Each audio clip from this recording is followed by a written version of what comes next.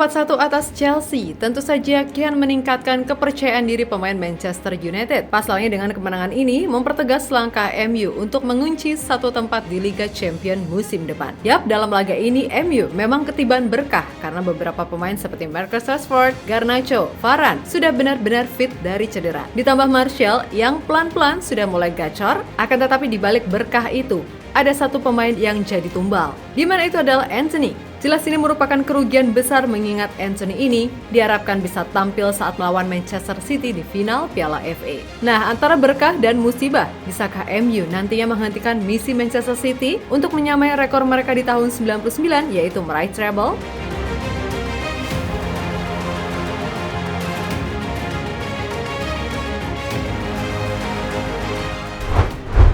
Memasuki pekan-pekan krusial, Manchester United pada akhirnya bisa menyelesaikan target untuk kembali bisa tampil di Liga Champions musim depan. Tentu melihat segala lika-liku yang dilalui oleh Erik ten Hag di sepanjang musim perdananya, pencapaian ini sudah cukup oke. Terlebih, ia juga sudah mempersembahkan satu trofi kecil-kecilan yaitu Carabao Cup.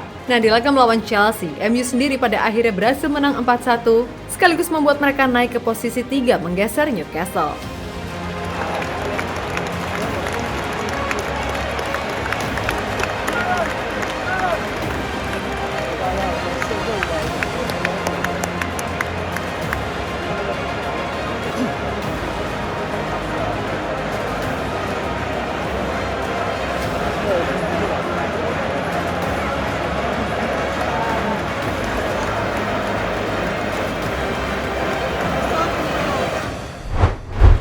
Yap, dengan berhasilnya MU lolos ke UCL musim depan, tentu laga melawan Fulham di pekan terakhir akan dijadikan Ten Hag sebagai ajang rotasi. Hal itu dilakukan karena beberapa hari setelahnya, mereka akan berjibaku melawan Manchester City di final Piala FA. Kita semua tahu kalau City musim ini benar-benar mengerikan. Mereka berhasil mengkudeta Arsenal meskipun sempat tertinggal cukup banyak poin. Lalu di UCL, anak asuh Pep Guardiola lebih gila lagi, di mana mereka mampu membantai tim-tim besar macam Bayern Munchen serta Real Madrid. Hal yang kemudian membuat banyak pihak kalau di final Piala FA nanti, City bakal dengan mudah melibas MU yang musim ini penampilannya tidak terlalu istimewa karena terlalu banyak pemain yang silih berganti cedera.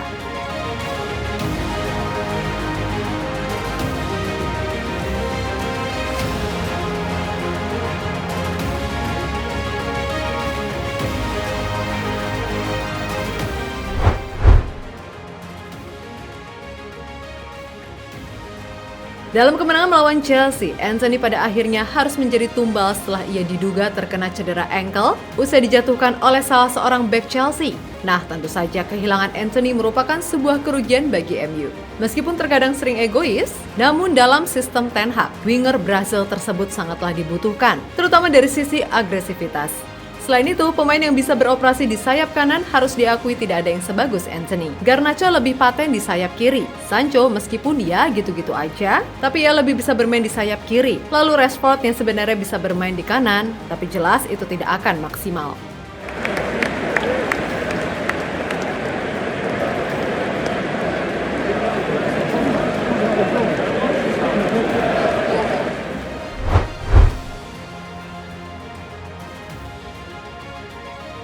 Selama ini, salah satu permasalahan MU adalah soal kemampuan mencetak gol para pemainnya yang begitu rendah, di mana setan merah terlalu tergantung pada Rashford, sehingga ketika pemain Inggris itu drop semuanya kacau. Nah, suka atau tidak suka, penyerang kesayangan kita semua yaitu Anthony Martial alias Mas Rizal sudah kembali gacor. Terutama dalam 2 laga terakhir, ia berhasil mencetak 2 gol. Nah, diharapkan kalau Martial ini bisa meneruskan tren positif yang ia tunjukkan. Sebab bukan rahasia lagi kalau si Mas Rizal ini seringkali mendadak cedera di saat gacor-gacornya. Kemudian untuk Rashford, 1 golnya ke gawang Chelsea jelas menjadi sesuatu yang baik setelah beberapa pertandingan sulit sekali mencetak gol.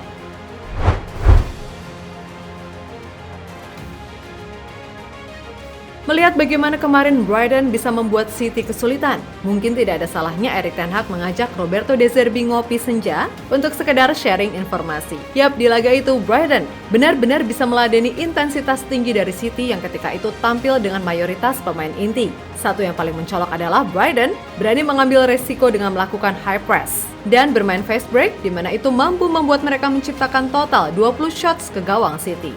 sebuah hal yang bahkan tidak bisa dilakukan oleh Real Madrid atau Bayern Munchen sekalipun. Nah, dari sini mungkin Ten Hag bisa mempelajari apa yang dilakukan oleh De Zerbi. Lagi pula kualitas pemain MU ini sebenarnya jauh kok di atas Brighton, sehingga seharusnya mereka bisa melakukan hal yang lebih dari apa yang dilakukan oleh Brighton.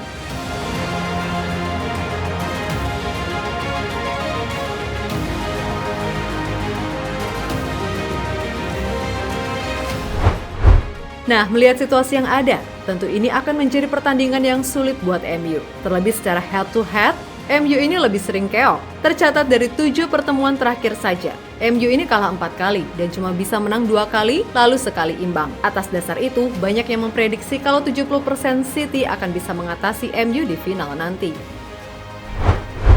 Di sisi lain, Bruno Fernandes usai laga melawan Chelsea menjelaskan kalau timnya bakal sebisa mungkin melawan City dan memenangkan Piala FA. Karena selain menjaga harga diri, trofi Piala FA juga menjadi sangat penting.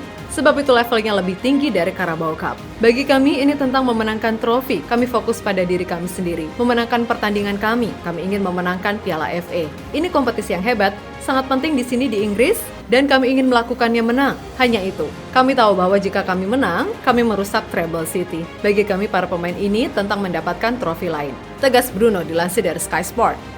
Selain Bruno, Erik ten Hag juga yakin kalau timnya memiliki keyakinan untuk bisa menang melawan City yang tengah on fire. Meskipun berat, asal semua bisa berjalan sesuai rencana, Ten Hag yakin kalau MU bisa memberikan perlawanan dan menang di final nanti. Kami sudah pernah membuktikan bahwa kami bisa mengalahkan mereka. Kami mengalahkan mereka di Januari kemarin. Dan itu adalah pertandingan paling sempurna yang kami mainkan musim ini. Jika kami ingin menang lagi, maka kami harus bermain dengan sempurna lagi. Ya, pertandingan final ini akan digelar tidak lama lagi. Namun ada jarak beberapa pekan sebelum final tersebut. Sehingga kami harus mengembangkan permainan kami, ucap Ten Hag kepada MU TV.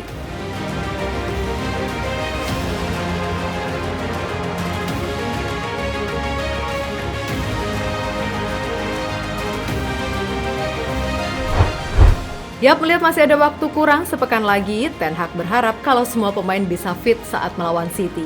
Dan untuk itu, kemungkinan di laga melawan Fulham, Ten Hag akan melakukan rotasi. Sebab bagaimanapun, kalau bisa menang di final Piala FA, itu akan membuat MU jadi tim yang ya, bisa dibilang troublemaker bagi City dan Liverpool. Di satu sisi, mereka bisa meraih 2 trofi musim ini. Lalu bisa menghentikan ambisi City untuk treble, dan pastinya dengan full senyum, melihat Liverpool akan beruji nyali di Liga malam Jumat.